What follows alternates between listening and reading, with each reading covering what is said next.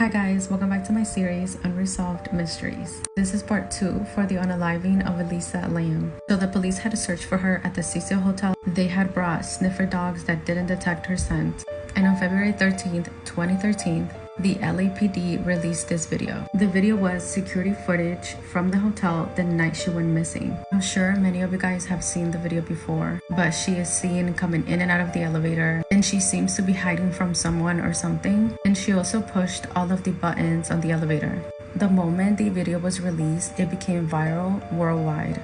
During this time, the guests at the hotel had started complaining about the water. Some said the water had low pressure, or that it had an unusual taste, or that it was black. So on February 19th, 2013, Santiago Lopez, the maintenance worker at the hotel, went to the roof to check on the water tanks. He opened the hatch in one of the tanks and found Elisa's body. She was nude and was lying face up in the water. And clothes, similar to what she was wearing in the video, were also floating in the water, along with her room key and watch. And of course, the firefighters and the police arrived. They drained the tank and cut it open in order to get her body out. They conducted an autopsy, and on February 21st, 2013, the LA's coroner's office found that her unaliving was due to accidental drowning, with the bipolar disorder being a significant factor for that.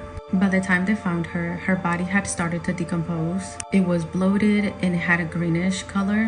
There were also no signs of physical trauma or SA, and toxicology found traces of her prescribed medication and a very small amount of alcohol. So there's actually a few theories about what could have happened to Elisa. One of them is that the investigation determines how she was unalived, but not necessarily how she got into the tanks. So the area that allowed access to the tanks was actually locked, and only staff with passcodes and keys could go in, and any kind of attempt to try to break in would trigger an alarm. But the hotel's fire escape would have allowed Elisa to bypass the security measures, and her scent trail was actually lost near a window that connected to this area up here. But at the same time, the dogs had also searched in the rooftop where the tanks are, and they didn't detect her at all.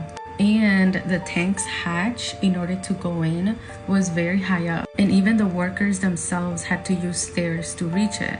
The other theory is that she could have taken a cocktail of substances that made her hallucinate and cause her behavior in the video, and that accidentally led to her drowning. But again, toxicology didn't find anything in her system besides her prescribed medications and a small amount of alcohol. The third theory is that somebody could have done it, mainly because her phone wasn't found in any of her belongings.